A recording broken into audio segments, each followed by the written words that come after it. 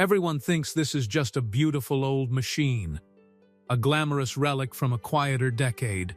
But standing in front of it now, with the faint scent of aged leather drifting from the cabin and the soft reflection of light sliding across its curves, it becomes clear that it isn't simply a car at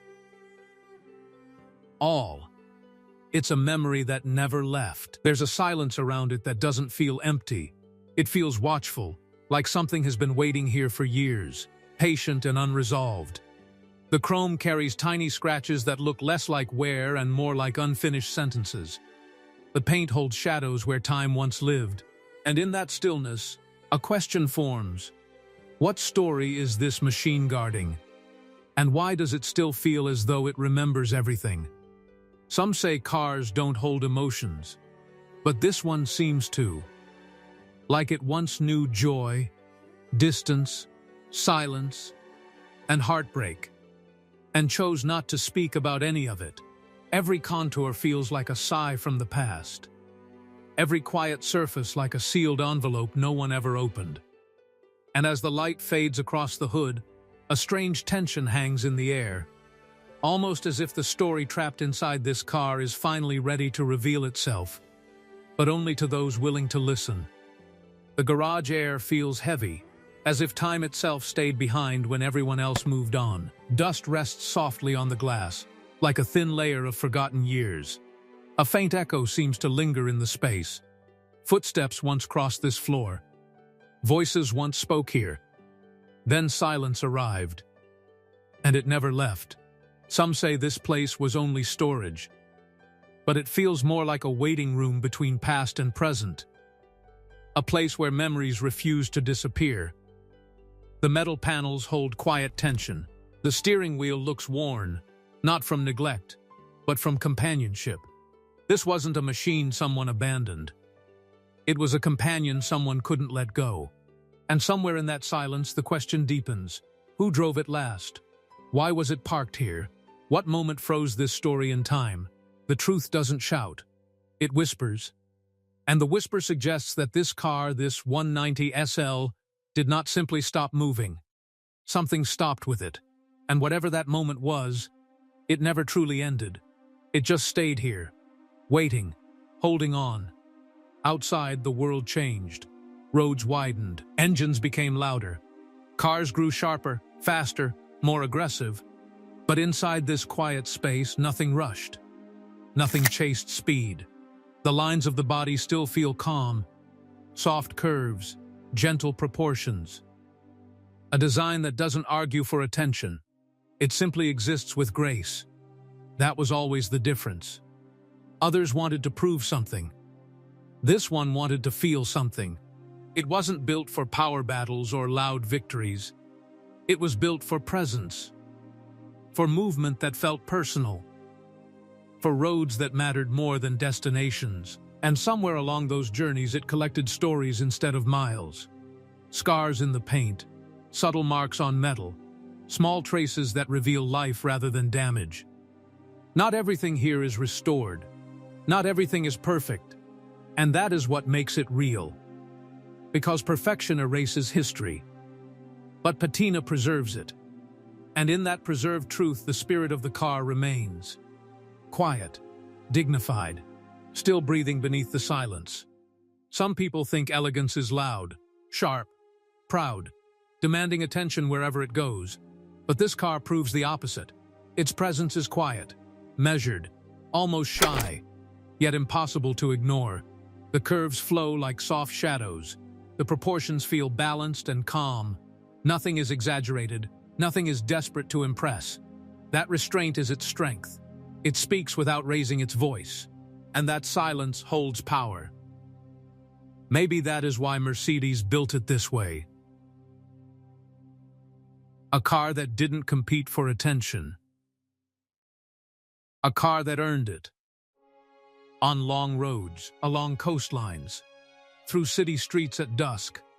It wasn't chasing speed, it was chasing feeling. You can see it in the gentle sweep of the hood, in the subtle chrome details, in the way light rests on the paint like a memory returning slowly. Other cars tried to be bold icons. This one became something different. A companion, a reflection, a mirror for the life lived around it. And that is why even now, after so many years, it doesn't look outdated, it looks timeless, as if time itself decided not to touch it too harshly. But beneath the grace, there was purpose. This wasn't only a beautiful shape. There was intention inside the engineering. The inline-4 engine wasn't loud or aggressive. It was steady, calm, built for smooth motion, not violence. The gearbox felt mechanical, honest. Each gear change asked for patience.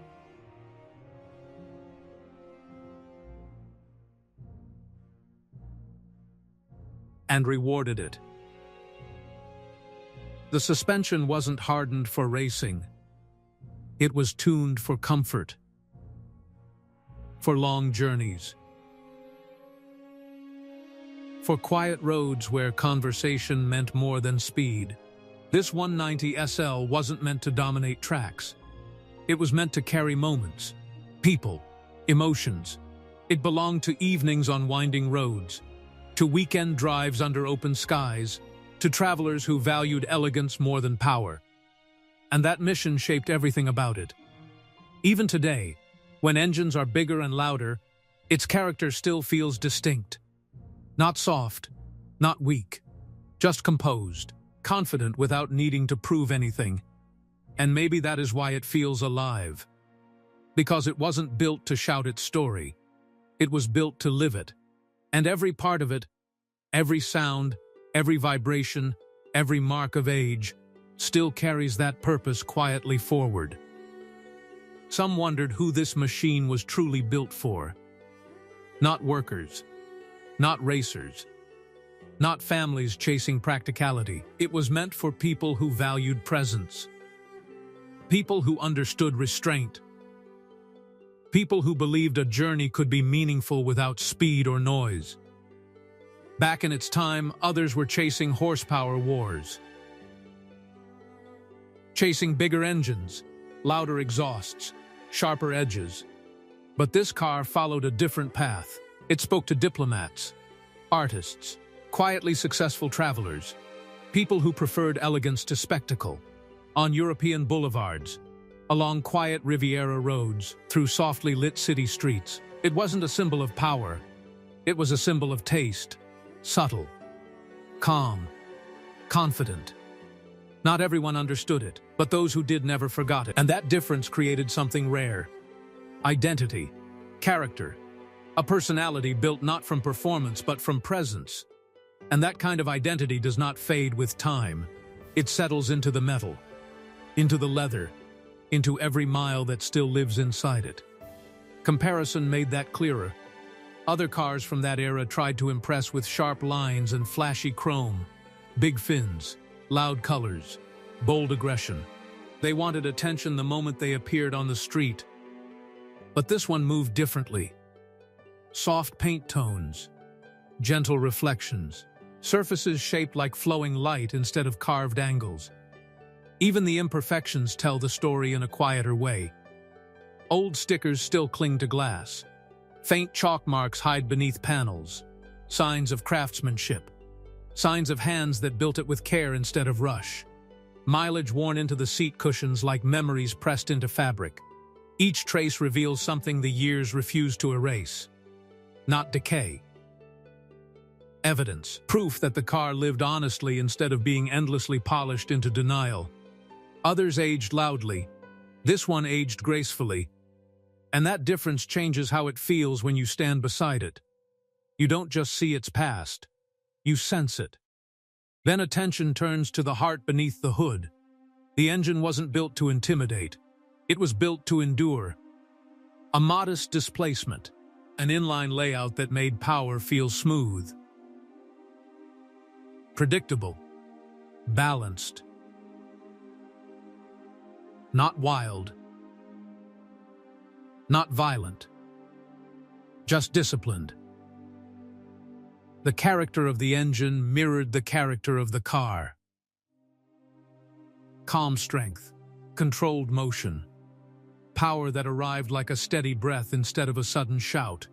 Some called it gentle, others called it refined, but either way it carried purpose.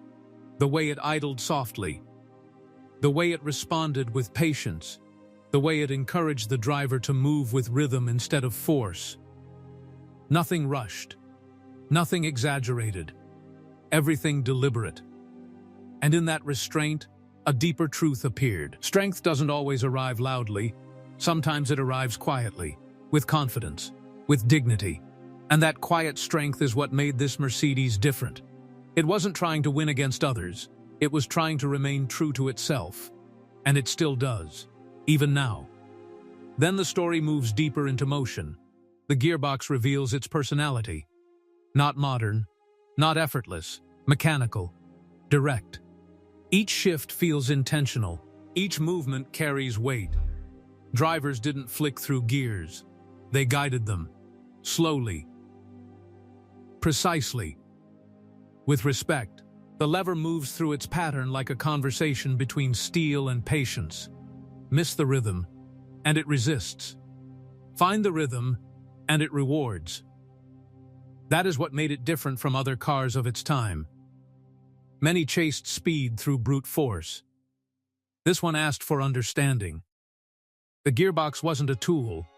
It was a partner. The road, the sound of the engine, the movement of the transmission, all worked together like a quiet dialogue. No noise, no drama, just connection. And that connection created an emotion rare in machines. Confidence without aggression, control without tension, motion that felt human instead of mechanical. And that feeling stayed with those who drove it. Long after the roads were gone, beneath the body, the chassis carried the same philosophy.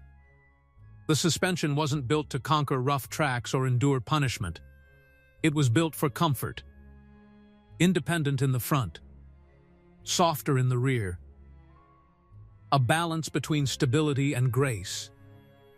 Not firm, not harsh. Gentle, but honest about its limits. Rough corners reminded the driver that the car was not a fighter.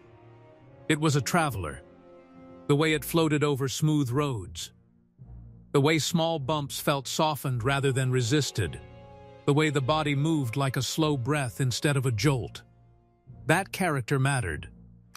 Because toughness isn't always strength. Sometimes strength is softness used with intention. And this 1190 SL proved that comfort could be a kind of refinement. A decision. A statement about what driving was meant to feel like in its world. Not stress, not force, but calm movement through space and time. Even the systems inside reflected that quieter era. No computers, no electronics chasing precision, only simple mechanics. Carburetors breathing fuel and air with rhythm instead of calculation. Drums at each wheel slowing the car through friction and patience, not instant response. Old technology, but meaningful. Because it demanded awareness, attention, respect. Nothing here was automated. Nothing here was hidden behind software. Every sound, every vibration, every response came from metal working with metal. And that honesty made each journey feel alive. Not flawless, not perfect, but real. The technology wasn't impressive for complexity. It was impressive for restraint.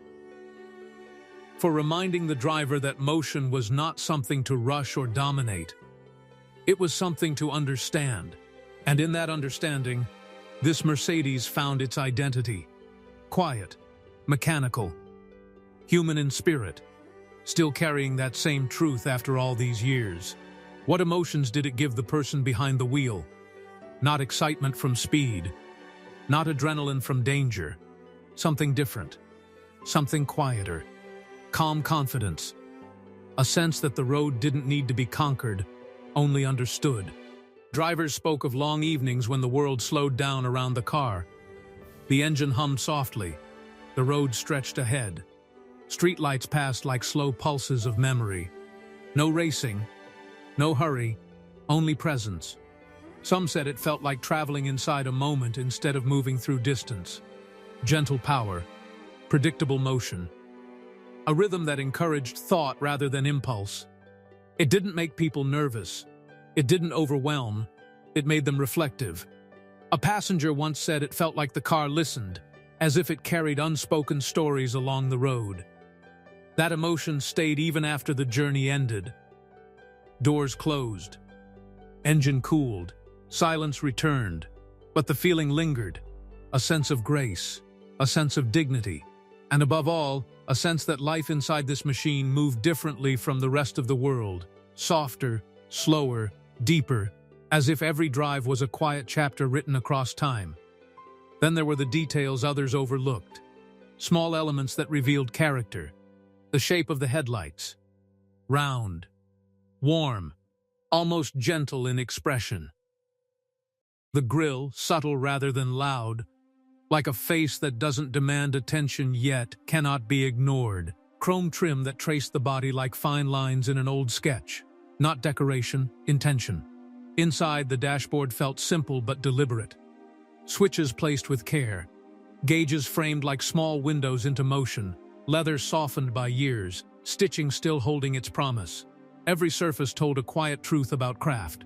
Not mass production, not noise. Craft. Even the steering wheel felt symbolic. Thin, elegant, precise. A reminder that control did not need force to exist. These details separated it from others of its time. While many shouted for attention through design, the car whispered. And that whisper lasted longer than any shout could. Because beauty built on restraint does not fade. It settles. It becomes part of identity. And identity becomes memory. Before the world saw it, there were moments of uncertainty. Prototype trials. Roads chosen not for beauty, but for truth. Engineers watched carefully. Every vibration mattered.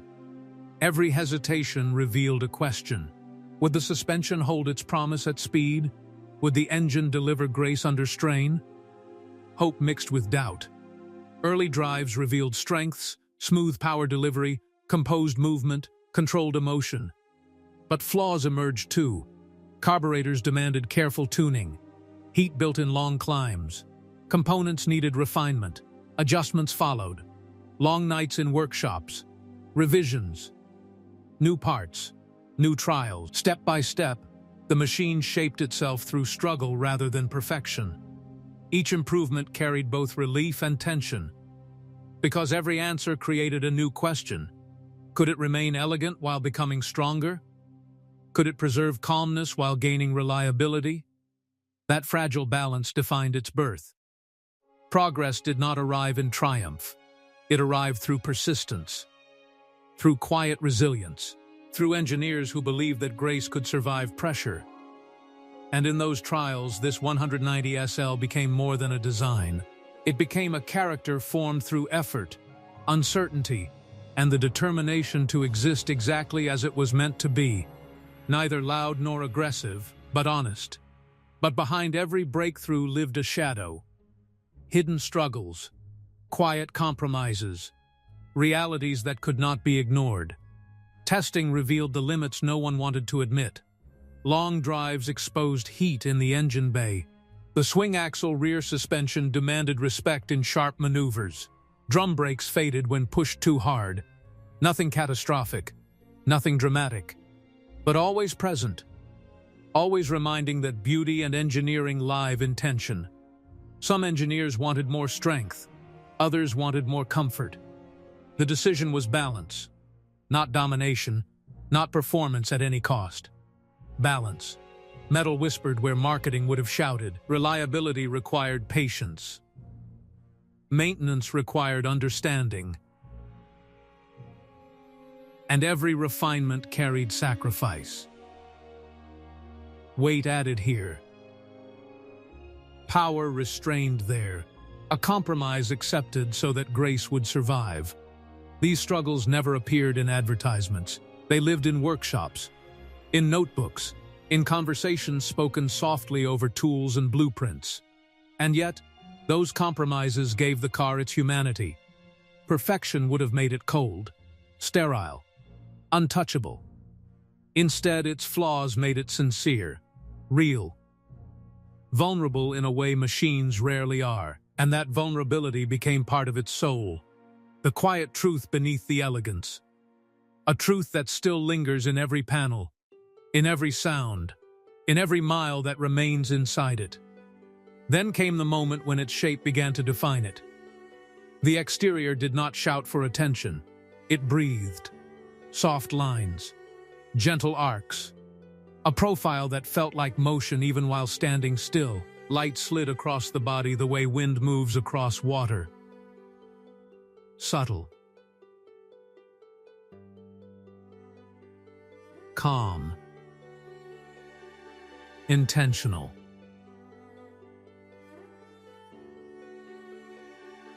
The front carried dignity instead of aggression. The sides flowed without interruption. The rear tapered like a closing sentence whispered instead of spoken. This wasn't designed for spectacle, it was designed for feeling. This 190 cell looked less like a product and more like a memory shaped from metal. The proportions created harmony, low, balanced, poised, not muscular, not imposing, simply composed. And that composition gave the car presence without demand. Some cars enter a street and declare themselves. This one arrives and changes the atmosphere instead. People don't react with shock. They pause. They soften. They remember something they can't quite name. That is its visual soul. Not drama, not intimidation. Emotion through restraint. And that emotional presence doesn't age. It lingers. It survives decades. It makes the car feel less like an object from the past, and more like a feeling that never stopped existing. Inside, the atmosphere completes the story. The cabin doesn't overwhelm. It welcomes. Materials chosen with intention, not excess. Leather softened by time, surfaces touched by countless journeys.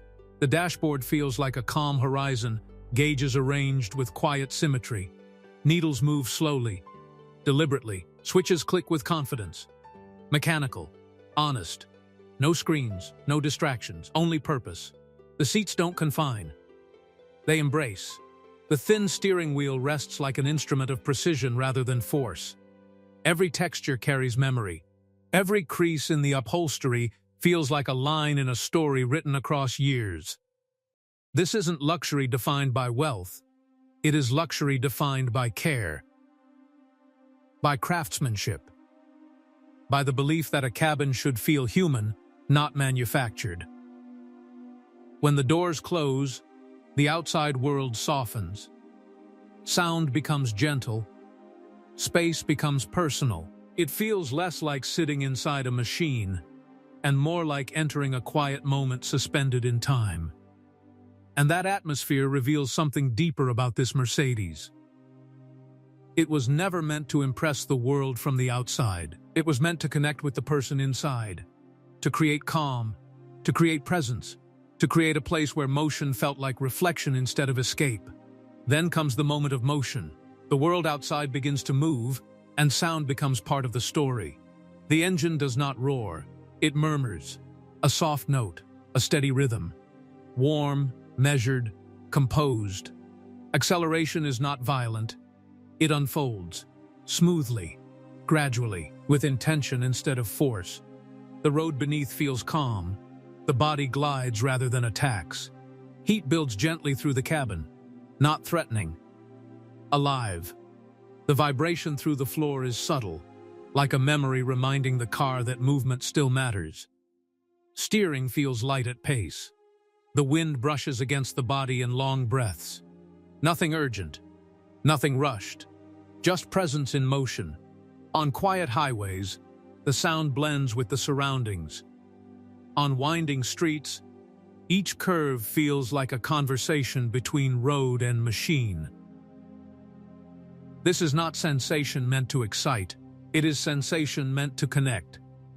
Drivers once spoke of long journeys where thought and motion became the same thing, where silence felt full, where time moved slower inside the car than outside it.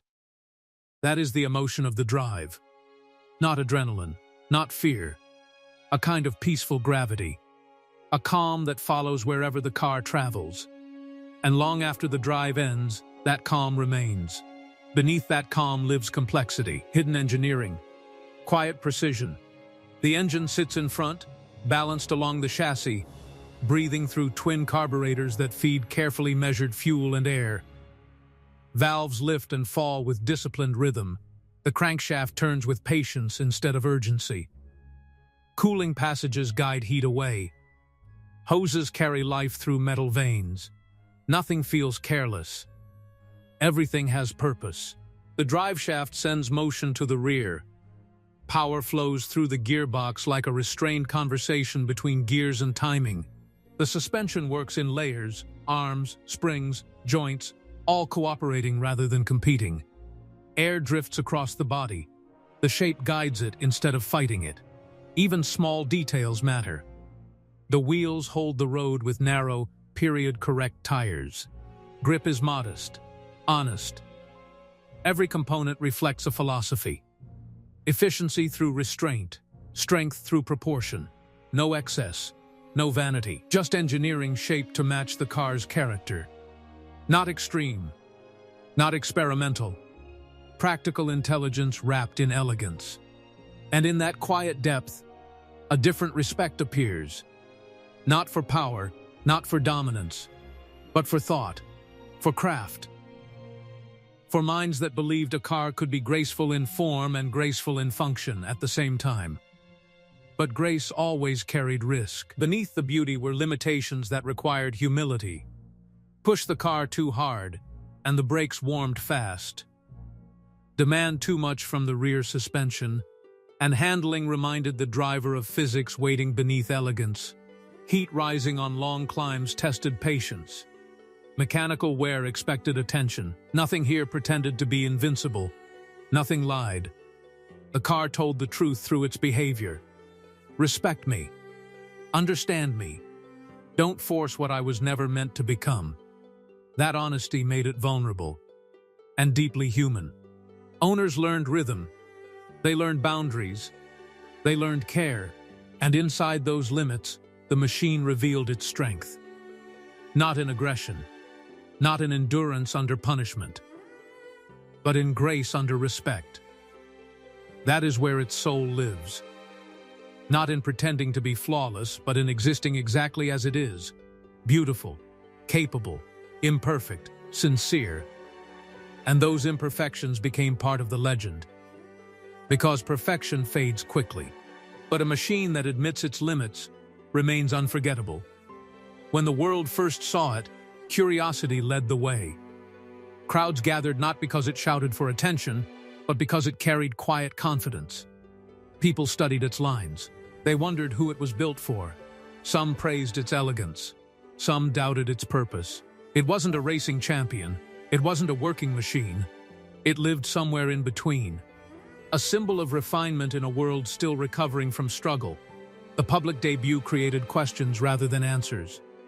Was it a luxury toy? A touring companion? A glimpse of a calmer future? Praise arrived slowly. Respect arrived later. Recognition arrived last. But when it did, it stayed. Reviews spoke of grace, of composure, of engineering that valued emotion over raw force. Yet beneath admiration lived uncertainty. Some believed it too gentle, too reserved, too quiet in a world chasing speed and noise. And that tension shaped its identity. Loved by some, misunderstood by others. But never ignored. Because no one could deny its presence. And presence, once felt, cannot be forgotten. Then came the reality of value. In its own time, it was not cheap. Not a car for the common street. It belonged to those who lived between wealth and aspiration. Professionals, artists, quiet elites, people who could afford elegance without excess. The price carried meaning. It separated desire from possibility. Buyers chose it not to show status, but to express taste. Years passed. Decades moved. And value changed. Today, auctions tell a different story. Collectors gather. Bidders wait. Numbers climb with tension. Condition matters. Originality matters. History matters most. Some examples rest in the six-figure world. Some rise higher, preserved like time capsules of another era. Wealth now surrounds it in ways early owners never imagined. What was once simply refined has become rare, and rarity transforms into reverence.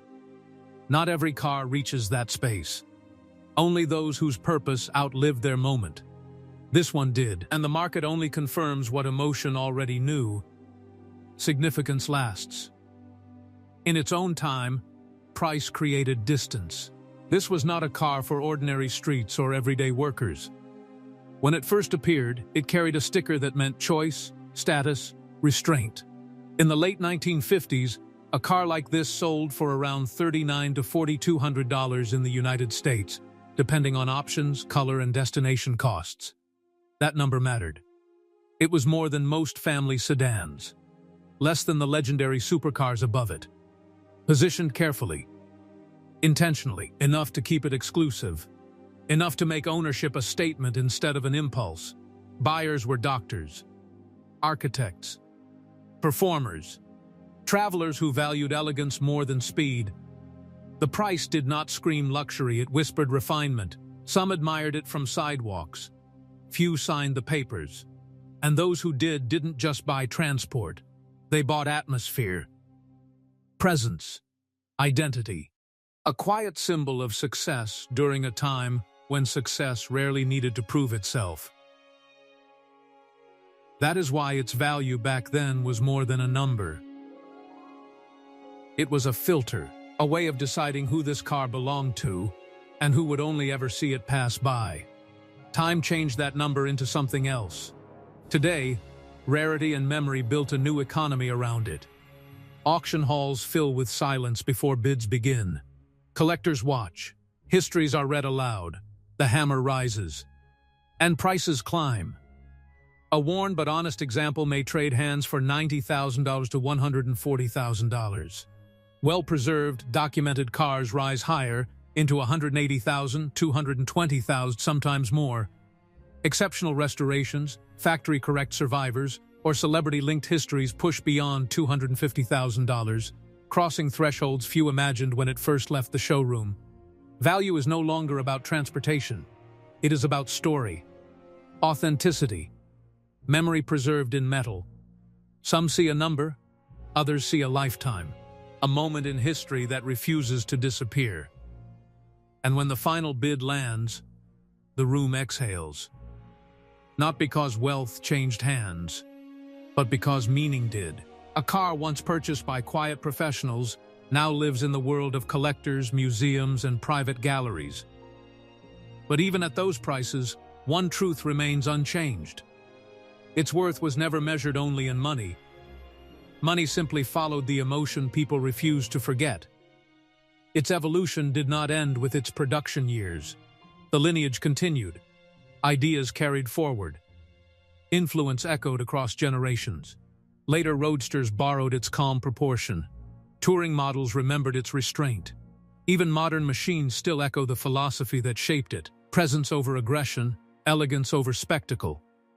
Variants appeared. Successors emerged. Some stronger, some faster, some louder.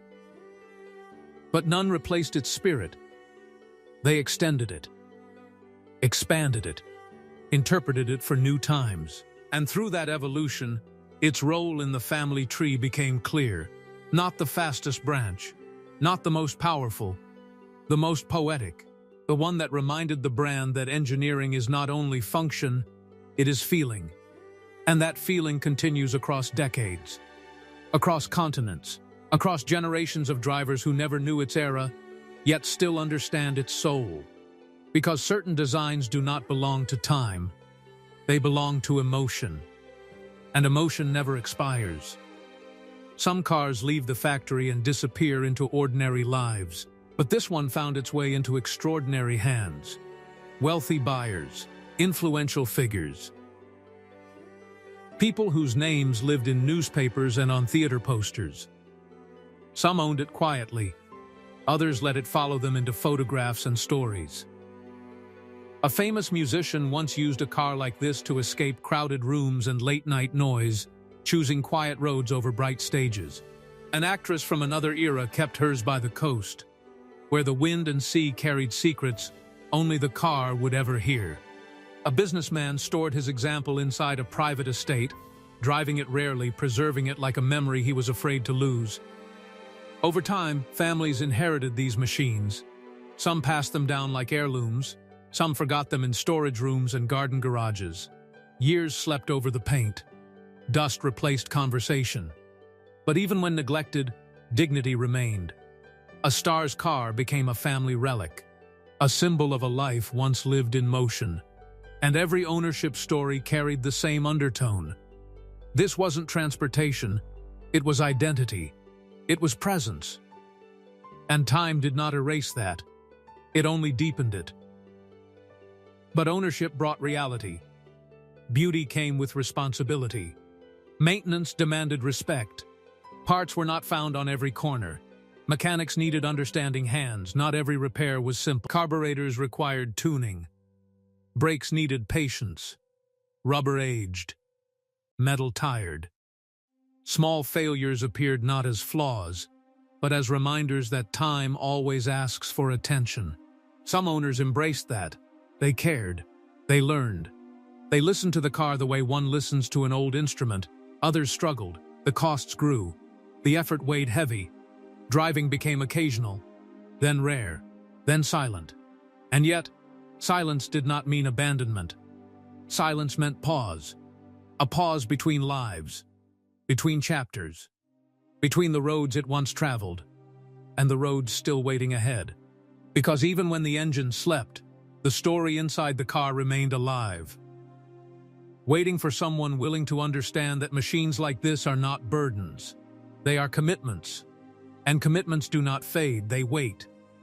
Then comes the journey many of these cars eventually faced: restoration. Workshops filled with tools, shelves lined with parts, old metal meeting careful hands. Not every car was rebuilt to shine. Some were revived gently, preserved instead of erased.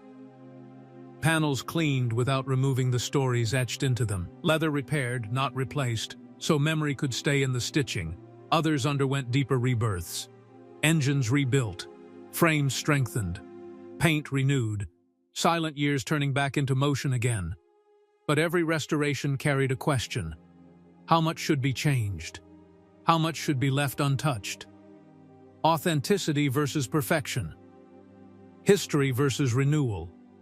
Owners and craftsmen stood between those choices. Some chose originality, some chose transformation. Yet in every case, the goal remained the same: to give the car its voice again, to let it breathe, to let it feel the road beneath it. Revival was never only mechanical. Revival was emotional. A return not just to function, but to meaning. There is a moment when silence finally breaks, when the key turns, when the engine hesitates, then breathes again, not loudly, not confidently, carefully, as if remembering how to exist. The lights glow. The fuel moves through old lines. The starter turns like a heartbeat returning after years of sleep. Dust falls from the body as the world wakes around it. This isn't just a machine coming back to life. It feels like a memory refusing to disappear. The first sound is fragile, then stronger, then steady. The garage fills with warmth. Metal expands, vibration returns to the floor. A presence fills the air. People watching do not cheer, they stand still, quiet, respectful. Because what they witness is not repair, it is rebirth. A life paused, now continuing. Steering moves. Wheels roll. The car touches daylight again. Roads wait. Stories reopen. And in that moment, it becomes clear. This wasn't an object forgotten. It was a life waiting for permission to breathe again. And once it breathes, it will not go back to silence. Sound becomes memory. The first turn of the key, a brief pause. Then a hesitant breath from the engine. Cold metal waking slowly. The note is rough at first. Uneven. Searching. Then it settles, a warm idle, soft, rhythmic, calm. The sound fills the space without force. It does not shout. It exists. Outside, the air carries the echo down quiet streets. Walls reflect it back like distant voices returning from the past. On the road, the tone changes again. Higher, lighter, but never harsh. The exhaust doesn't roar. It sings in low phrases. A sound that belongs to another time. Some people forget the roads they drove, but they remember this sound. The way it lingered after the engine stopped. The way it stayed in the air like a memory refusing to fade.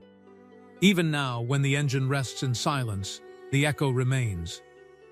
Not in the room, in the mind, in the feeling, in the spaces between every mile the car ever lived. The steering speaks through weight, through effort, through the small resistance felt in every turn. Not light, not modern. Something older. Something honest.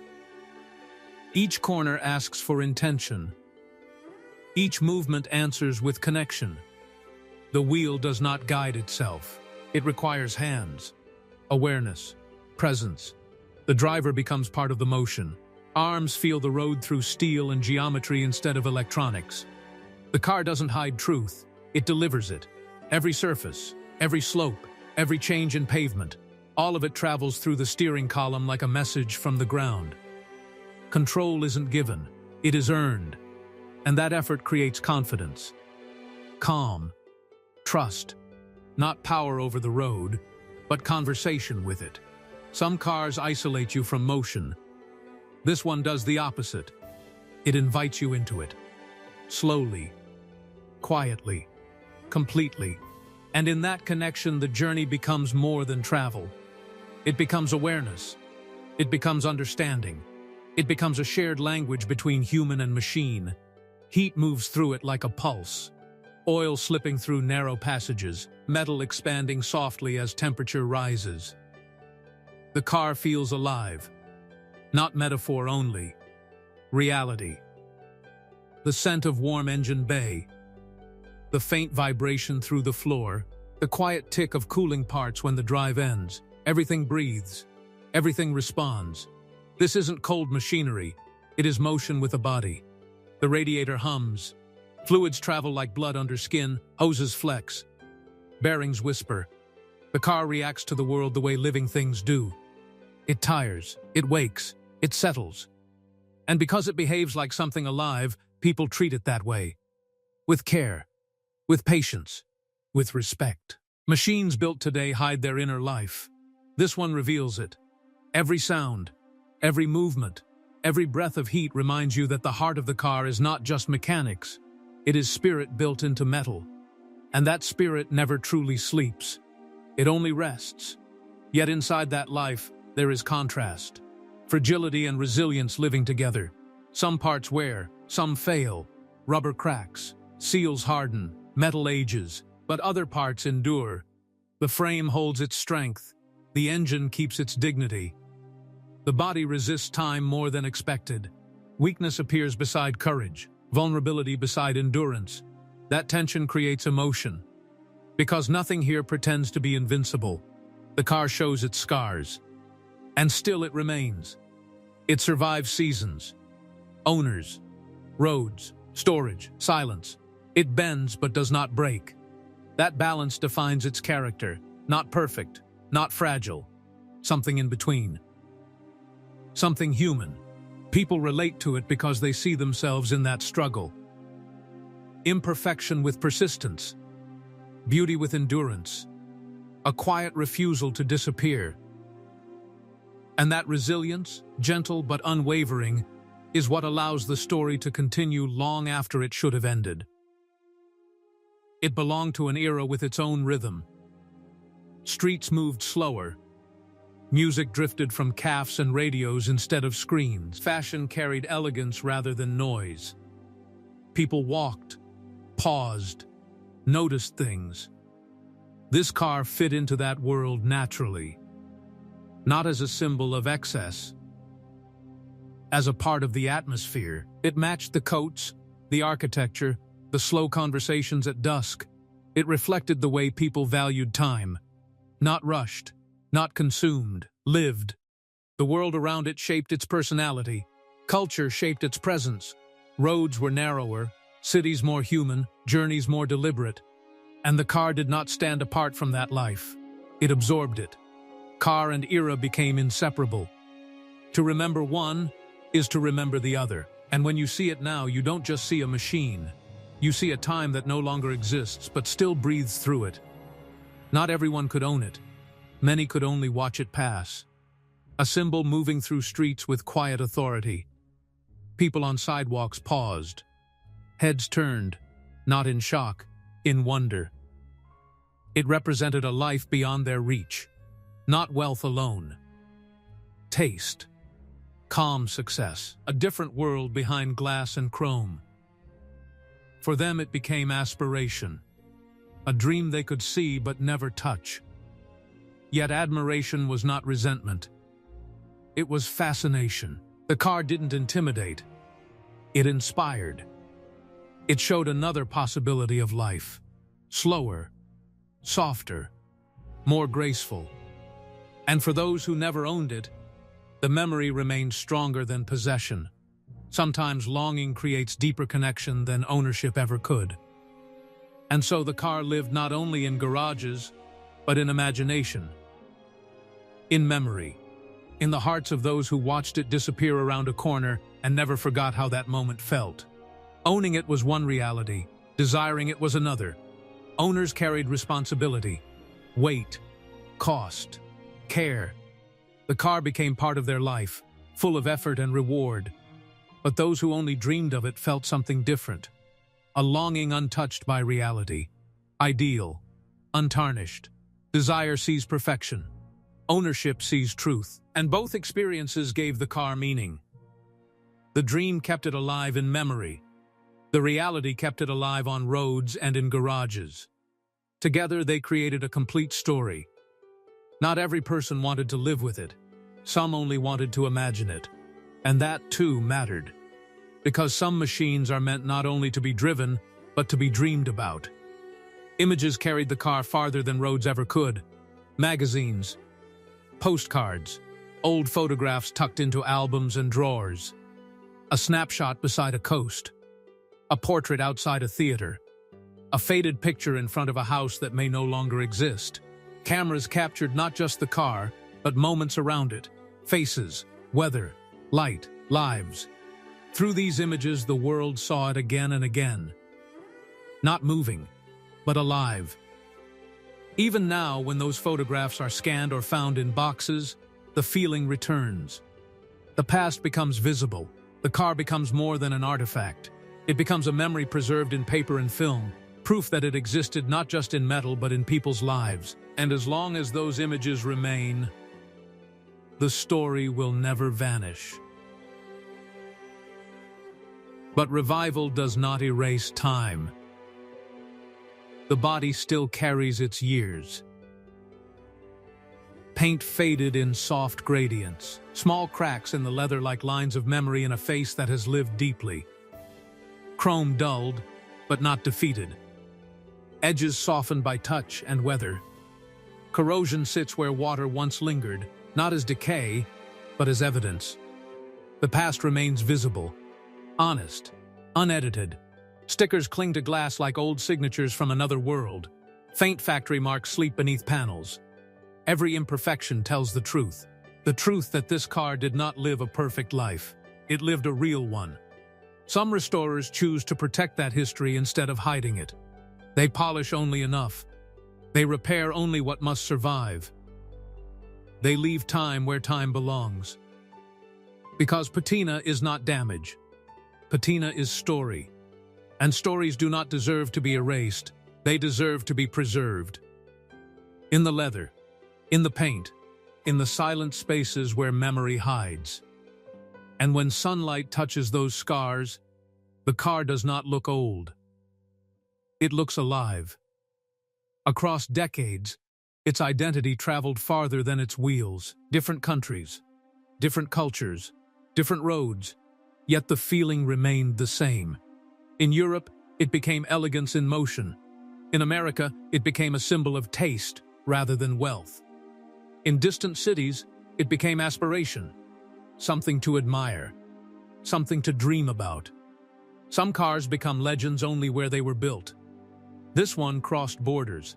It carried meaning through language, through style, through time. Photographs placed it beside oceans, beside theaters, beside homes where stories lived quietly behind closed doors. Collectors in distant markets searched for it. Histories followed it. And no matter where it went, the emotion stayed constant. Calm, graceful, human. The world changed around it. Technology, design, ambition. But the spirit of this 190 SL did not change. It remained what it always was. A reminder that elegance travels further than power. That presence travels further than speed. And that some machines do not just belong to one place. They belong to everyone who understands them. Today, its meaning feels deeper than ever. It is no longer just a car from a past decade. It has become a mirror, a symbol of a time when motion was slower, when journeys mattered, when engineering felt sincere instead of loud. Enthusiasts see it and feel something they cannot explain. A sense of calm, a sense of dignity, a reminder that machines once carried emotion instead of ego. Modern roads move faster, engines shout louder, technology drives without soul. But this Mercedes still speaks softly. And people listen. Younger generations discover it not as nostalgia, but as truth. Proof that beauty does not age when it is built with restraint. Proof that purpose can survive decades. Proof that stories can live inside metal, and so it remains relevant. Not as a relic, not as a museum object alone, but as a living idea. That design can feel human, that motion can feel poetic, and that some creations never leave the world, they only change the way they are remembered. There are rooms where engines never start again. Silent galleries, polished floors, soft lights resting on metal like frozen daylight. Here, the car is no longer just owned. It is guarded, displayed, protected. People walk slowly around it. Voices drop to whispers, not because of rules, but because of reverence. A rope separates distance from memory. The body reflects faces of strangers who never knew its roads but still feel its gravity. A small plaque explains the year, the story, the value. But none of that feels as real as the presence itself. The air changes around it. Time pauses. Someone stands still a little longer than the rest. Someone else imagines the sound of the engine even though the room remains quiet. This is no longer transportation. It has become artifact. Evidence that emotion can be built from steel. Some machines disappear when their era ends. This one refuses. It remains here, in silence, in stillness. And the silence does not feel empty. It feels full, like every mile it ever lived is still breathing beneath the calm. But inside all that admiration lives a question. Is the legend truly accurate? Or has memory shaped it into something larger than truth? Some say it was never fast, never strong, never revolutionary. Others insist it changed what elegance meant. Two stories pulling in opposite directions. Myth and reality standing side by side. The truth lives somewhere between them. It was not a hero of speed. And it was not a fragile ornament. It was something more human than either idea. Beautiful, but imperfect. Graceful, but limited. Admired, yet misunderstood. That contradiction is what made it unforgettable. Long after other cars lost their shine, this one kept its identity. Not because people exaggerated it, but because people felt something when they saw it, when they heard it, when they remembered it. And emotion does not follow specifications. Emotion follows presence. Myths fade when they have no foundation.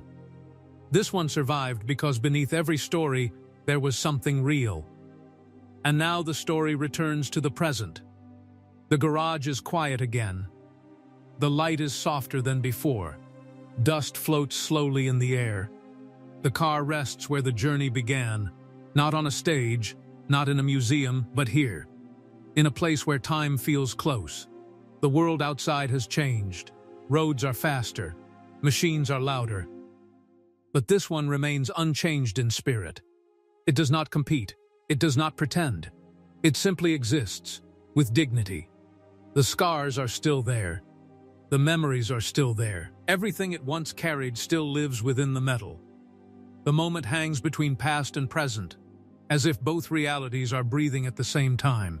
And the question from the beginning finally returns. What story does this car hold, and why does it matter? The answer sits quietly in the silence. It matters because some machines do not just move through the world. They witness it. They remember it. And they remind us that nothing meaningful ever truly disappears. If the car could speak, the voice would not be loud.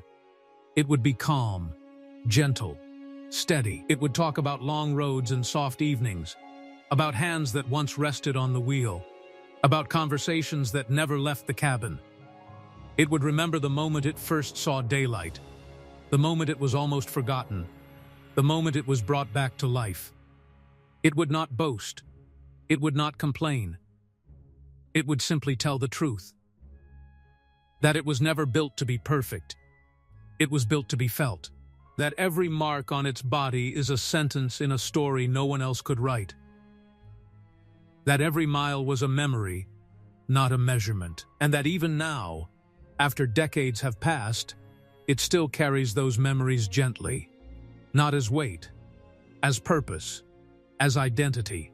And if the car could speak one final thought, it would say that time did not take anything away from it. Time gave it meaning. Evening light settles across the hood. Shadows stretch across the floor. The world outside keeps moving, but the moment here stays still. The engine rests. The air is quiet. The story feels complete, not because it ended, but because it finally spoke. The car doesn't leave the past behind. It carries it forward, softly, quietly. With grace, some machines fade into history. This one becomes it. And as the last light slips away, one truth remains. Not every legend is loud. Some whisper, and those whispers last the longest. The years drift forward, but this car does not hurry to follow them. Time moves around it, not through it. Roads change. Cities rise. Technology erases buttons and replaces them with screens. Engines become quieter, faster, colder. But this machine remains exactly as it always was. Deliberate, thoughtful, human. It does not compete with the present. It observes it. And in that silence, it reminds the world of something most machines have forgotten. Movement is not only about speed, it is about presence. It is about feeling the road beneath you instead of escaping it. It is about traveling through moments rather than racing past them. Some cars age into history. This one settles into memory. And memory lives longer. There are people who search their whole lives for power. Others search for luxury. A few search for meaning. This Mercedes was built for the last group, even if they didn't realize it at the time. Those who owned it rarely spoke loudly about it. They didn't need to. The car said everything they felt, quietly, gracefully, honestly. It did not turn them into heroes. It turned their journeys into reflections. It made everyday roads feel like chapters instead of routes. Even now, when someone sits behind its wheel, it does the same thing. It slows the noise in the world. It slows the noise in the mind. It turns movement into thought. And when it rests, in a garage, a museum, a private collection, it never feels asleep. It feels patient. Dust settles gently across the paint. Light folds across the curves. Air hangs still, as if the room understands that it is sharing space with something that carries memory. People walk past it and lower their voices without realizing why. They feel reverence before they feel recognition. That is not because it is rare or valuable,